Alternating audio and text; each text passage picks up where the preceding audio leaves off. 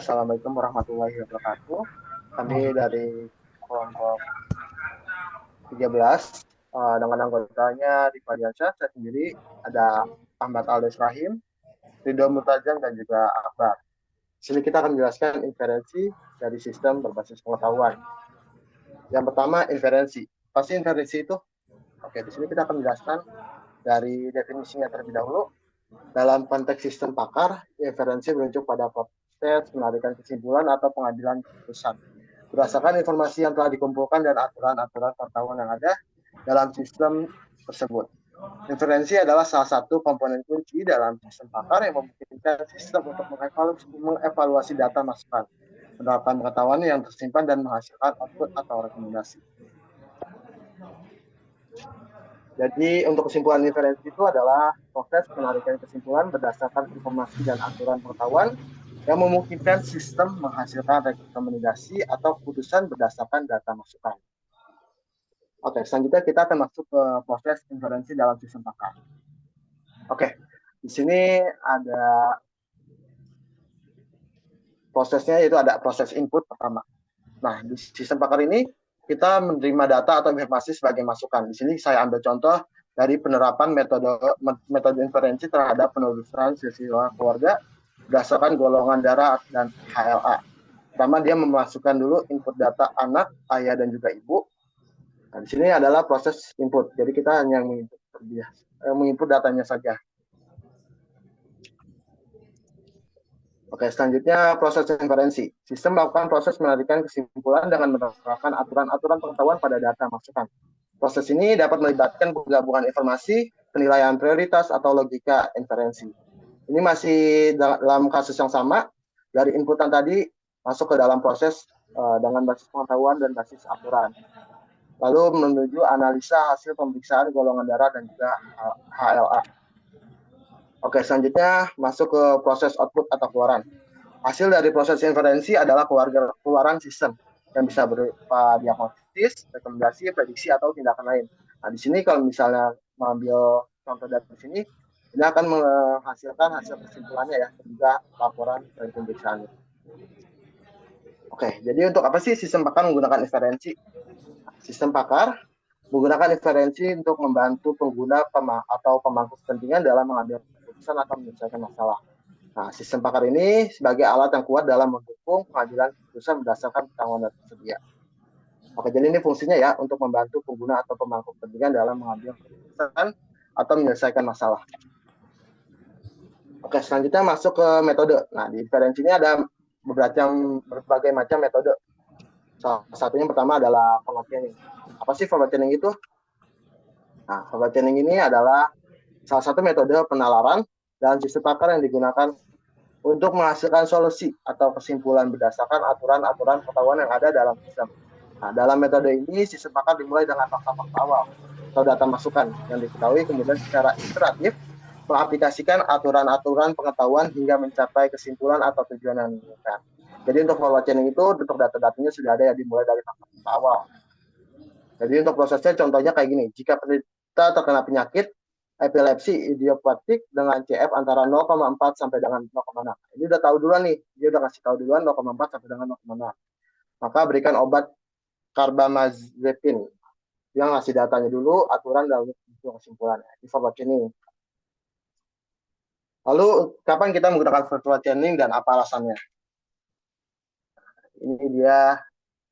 Pertama, ketika informasi atau data masukannya sudah diketahui ya, kayak tadi yang sudah dijelaskan sebelumnya, dia udah tahu duluan untuk datanya tuh kayak penyakitnya antara 0,4 sampai 0,6.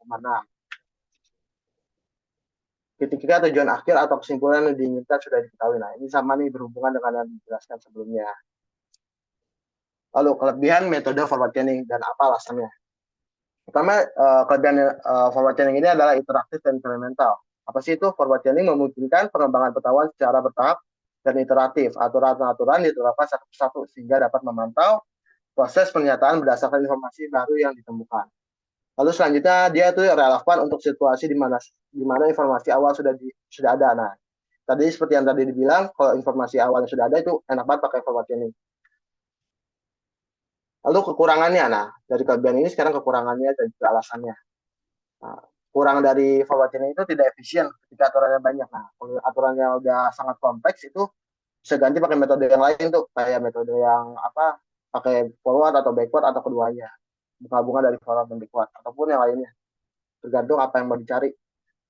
Nah, ini juga sama, mungkin tidak efektif. Nah, jika terlalu kompleks tidak efektif ya. Oke, contoh penerapannya kayak yang tadi ya, kayak contoh ini, jadi kita nah, ini kayak gini, jika ada gejala A maka dia akan menambahkan penyakit X. Oke, ini mungkin kayak gini. Lalu ada backward chaining. Nah, si backward chaining itu adalah salah satu metode penalaran dalam sistem pakar. Nah, ini sama nih kayak forward chaining, ini masih juga metode metode untuk sistem pakar yang digunakan untuk mencapai kesimpulan atau tujuan tertentu dengan memulai dari tujuan tersebut dan bekerja mundur. Nah, kalau forward itu bekerjanya maju, kalau backward itu mundur. Karena kita dari kesimpulan aturan lalu muncul observasi data. Kalau tadi kan panahnya ke kanan ya, ini panah ke kiri. Gitu. Lalu kapan metode forward chaining dapat diterapkan dan apa alasannya? Nah, ketika tujuan akhir sudah diketahui, sama kayak forward chaining, ketika tujuan akhir sudah diketahui, ini bisa juga pakai backward chaining. Karena efektif ketika memiliki tujuan atau hasil akhir yang ingin dicapai dan ingin menentukan fakta-fakta awal yang diperlukan untuk mencapai tujuan tersebut. Nah, penentuan penyebab suatu kondisi. Nah, ini juga bisa nih pakai backward chaining. Metode ini baik digunakan ketika kita ingin mencari tahu penyebab dari suatu kondisi atau hasil tertentu dengan memeriksa apa yang harus dipenuhi untuk mencapai hasil tersebut. Kelebihan metode backward chaining dan juga alasannya. Nah, ketika efisiensi dalam menangani tujuan tertentu, backward chaining fokus pada mencapai tujuan tertentu, sehingga dapat efisien dalam situasi di mana tujuan sudah diketahui. Mengidentifikasi fakta awal yang kritis. Nah, metode ini membantu mengidentifikasi fakta-fakta awal yang kritis untuk mencapai tujuan tertentu, sehingga membantu dalam diagnosis atau perencanaan tindakan. Nah, sekarang kekurangannya nih. Kekurangannya pasti dari bagian pasti ada kekurangan ya. Pertama, tidak cocok untuk situasi di mana informasi awal belum diketahui. Nah, berbeda dengan forward chaining, yang informasi awalnya sudah diketahui, dia itu bisa pakai forward chaining. Nah, backward chaining itu nggak bisa. Dia tidak cocok makanya untuk informasi awal yang belum diketahui. Nah, keterbatasan dalam menangani situasi kompleks. Nah, lagi-lagi untuk backward chaining ini tidak bisa menangani situasi yang sangat kompleks. Nah, contoh penerapannya, misalnya kita memiliki sistem pakar untuk perawatan mobil dan tujuannya adalah mencari tahu mengapa mesin mobil tidak berfungsi. Nah, contohnya kayak gini ya. Jika, jika mobilnya tidak berfungsi, maka cari tahu apa bensin tersedia. Kalau bensinnya tersedia, dicari ada percikan api atau enggak. Kalau misalnya ada percikan, cek apakah ada tekanan kompresi. Nah, ada tekanan kompresi, maka dia muncul kesimpulan nih. Nah, ini kayak gini nih, dia muncul ke belakang. Tujuannya apa? Misal tujuannya untuk kesimpulannya tuh mencari mobil tidak berfungsi karena masalah ini. Nah, ini muncul kayak gini. Nah, teorema Bayes atau Naive Bayes. Itu untuk probabilitas. Teorema Bayes adalah dasar statistik Bayesian dan muncul pada metode matematis untuk menghitung probabilitas suatu kejadian. Nah, itu kalau mau bikin forecasting nih, bisa pakai teorema Bayes. Nah, untuk caranya kayak gini ya, untuk rumusnya. Kapan metode teorema Bayes dapat diterapkan dan apa alasannya? Nah, ketika Anda memiliki data awal dan ingin memperbarui keyakinan Anda. Nah, kalau teorema Bayes ini bisa diperbarui, berbeda dengan yang tadi nih. Kalau yang tadi kan kita cuma bisa nambahin, cuman kayak gak bisa memperbarui nih. Teorema Bayes ini berbeda, cocok ketika Anda memiliki keyakinan awal atau probabilitas suatu peristiwa dan ingin memperbarui keyakinan tersebut berdasarkan bukti atau data baru yang Anda peroleh. Jadi kalau misalnya teorema Bayes, kalau kita punya data, kita bisa masukin lagi. Pakai rumus yang ini, kita tinggal panggil aja rumusnya. Ketika Anda berurusan dengan ketidakpastian, metode ini sangat berguna ketika Anda berurusan dengan ketidakpastian. Nah, kalau untuk data-data yang tidak pasti, misalnya kayak review-review dari seller, itu kan nggak pasti tuh, ada yang kasih reviewnya bagus, reviewnya jelek. Nah, mau ngecek nih, misalnya tingkat reviewnya tuh bagus atau jelek, nah itu bisa pakai teorema Bayes. Kelebihan metode teorema Bayes dan apa alasannya? Nah, kelebihannya itu memperbarui informasi dengan baik. Nah, ini dia nih. Kalau misalnya ada contoh kayak tadi ya, misalnya kayak review, ada yang review sebuah toko antara negatif dan juga buruk, kan itu pasti kalau review itu kan selalu nambah tuh. Nah, ini dapat terus memperbarui datanya dengan baik. Kalau teorema Bayes ini cocok biasanya dipakai buat data analis buat ngecek apakah uh, tingkat ratingnya itu bagus atau jelek, probabilitasnya, mengatasi ketidakpastian dengan baik. Kelebihannya juga kekurangan metode. Nah, kekurangannya ini dibutuhkan pikiran awal yang benar. Nah, hasil teorema Bayes sangat tergantung pada perkiraan awal yang benar. Jika perkiraan awal tidak akurat, maka hasilnya juga mungkin tidak akurat. Nah, ini jadi datanya benar-benar harus akurat ya. Lalu memerlukan data yang cukup. Nah, ini datanya juga yang diperlukan cukup banyak. Makanya kalau mau pakai metode ini, perlu data yang banyak. Lalu selanjutnya adalah contoh penerapannya. Nah, contoh penerapannya misalnya gini, ada penyakit yang diderita oleh 0,1% populasi penduduk, terdapat sebuah alat dengan akurasi 99% mendeteksi penderita penyakit tersebut. Nah, jadi yang sakit itu cuma 0,1% dari 100%. Tapi dia punya kesalahan itu 0,5% untuk kesalahannya dia ngeceknya. Jadi jika seorang dideteksi oleh alat ini sebenarnya berapa persen kemungkinan ia benar-benar sakit. Jadi dia ada kemungkinan salahnya nih, salah untuk ngecek itu sebesar 0,5%. Caranya gini, pertama pakai rumus teorema Bayes lain yang disebutkan tadi di awal, lalu penyelesaiannya kayak gini, positif kali sakit, positif sakit atau sakit. Nah ini kayak gini, 0,99 kan 0,99 dikali 0,01, penderitanya ada berapa banyak, dibagi, nah dibaginya ini kayak gini, 0,5% gagal berapa. Untuk hasilnya, maka peluang tidak sakitnya adalah 0,99%. Jadi kalau misalnya dia udah dicap sakit, maka yang benar-benar nggak sakit itu ada segini. Yang salah deteksi gitu. Lalu ada CF atau certainty factor. Metode certainty factor adalah teknik penalaran dalam sistem pakar yang digunakan untuk mengukur tingkat keyakinan terhadap suatu kesimpulan. Nah, jadi di sini untuk mengukur tingkat keyakinan ya atau pernyataan berdasarkan aturan-aturan pengetahuan dan data masukan. Nah, ini untuk rumusnya kayak gini. Lalu kapan metode ini dapat digunakan dan juga apa alasannya? Pertama, lagi-lagi untuk ketiga, ketika ada tingkat ketidakpastian dalam data. Di sini nih, CF juga bisa berguna untuk data-data yang tidak pasti. Atau kayak berguna ketika informasi yang diberikan memiliki ketidakpastian dan kita ingin mengukur sejauh mana data tersebut mendukung suatu kesimpulan. Nah, kalau datanya abstrak atau benar-benar nggak pasti, kita bisa pakai data ini, metode ini maksudnya. Ketika sistem perlu mengukur kepastian dalam penalaran. Metode ini berguna ketika sistem perlu mengukur tingkat keyakinan dalam suatu penilaian atau prediksi yang sering sekali terjadi dalam sistem pakar berurusan dengan domain yang kompleks dan tidak pasti. Lalu kelebihannya tuh, nah kayak tadi sudah dijelaskan, kelebihannya mengatasi ketidakpastian, mengukur tingkat dukungan atau penolakan. Nah, CF ini memungkinkan sistem untuk mengukur sejauh mana data mendukung atau mendiskreditkan suatu kesimpulan yang memberikan tingkat kepastian yang lebih informatif daripada hanya benar atau salah. Nah, jadi kalau untuk ini bisa lebih informatif ya cuma kayak benar atau salah. Kurangannya adalah komputasi yang kompleks. Nah ini kalau berbeda dengan yang sebelumnya, kalau yang sebelumnya kita nggak bisa memproses data yang sangat kompleks. Nah ini berbeda dari yang sebelumnya, ini bisa komputasi untuk data yang kompleks, tapi caranya itu sangat-sangat susah gitu, sangat rumit lah istilahnya. Memerlukan data referensi yang valid. Nah, datanya juga harus valid. Jadi datanya itu dipastikan untuk datanya sebelum menggunakan teori ini, metode ini, datanya itu udah benar-benar valid. Nah, contoh penerapannya kayak gini. Ini juga ada psikopatnya.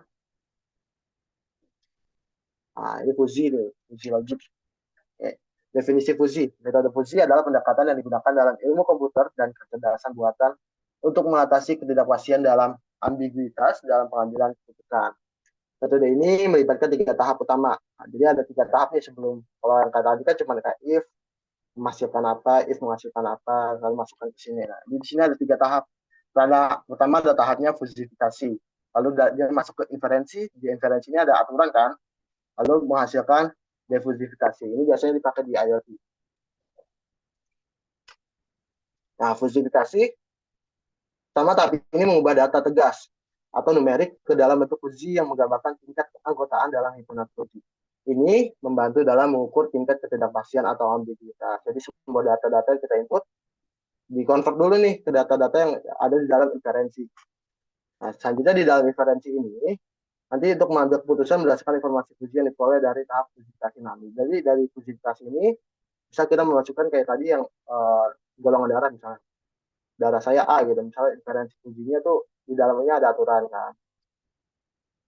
Untuk mengambil keputusan berdasarkan informasi uji dari tahap kuantifikasi. Oke, kita lanjutkan lagi untuk inferensi defusifikasi. Pada tahap ini, hasil fusi dari tahap inferensi diubah kembali menjadi nilai tegas atau numerik. Nah, jadi dari yang di inputnya A misalnya, lalu diproses, nanti menghasilkan Z. Jadi proses di defusifikasi. Kapan metode ini diterapkan? Pertama, ketika terdapat ketidakpastian dalam data. Nah, ini juga bisa dipakai nih. Diffusion logic ini bisa dipakai untuk data-data yang nggak pasti.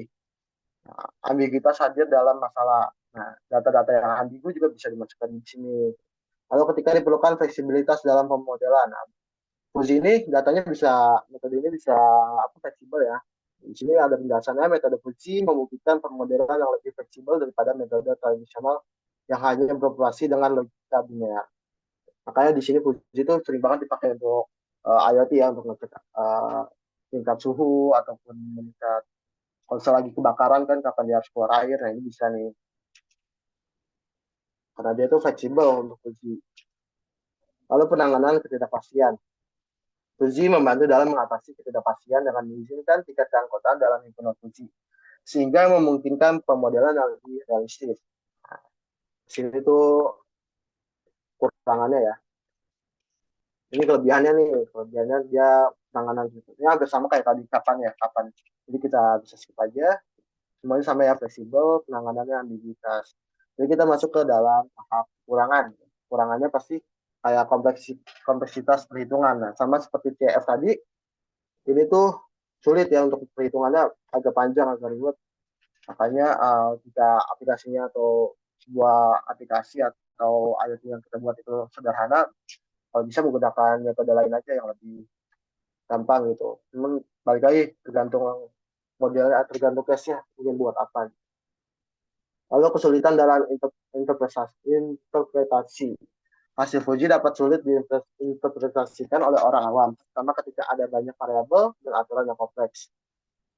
Nah, ini nanti kalau misalnya banyak aturan, juga bisa error juga nih. Hasilnya kemana-mana, makanya itu kekurangan dari Fuji ini. Contoh penerapannya adalah pada sistem pengendalian kecepatan kendaraan berdasarkan kondisi cuaca. Nah, di sini ada nih. Pertama kita melakukan kuantifikasi. Sedokotnya yaitu if tingkat hujan rendah, maka keanggotaan atau kecepatan rendahnya 0,3%. Jadi jika dia hujan rendah nih, ini kita bisa juga ibaratkan kayak ngecek suhu panas gitu kan misalnya. Kalau misalnya alat pendeteksi kebakaran itu biasanya sering dipakai Fuji Logic. If tingkat hujan rendah, tapi di sini kita ngambil contohnya untuk pengendalian kecepatan ya, kecepatan kendaraannya. Misalnya dia hujannya rendah, dia setting kecepatannya itu 0,3%. Misalnya hujannya sedang 0,7, hujannya tinggi 0,5. Nah, di sini dari yang hasilnya kayak gini, misalnya dia inputnya hujan gitu kan, hujan rendah.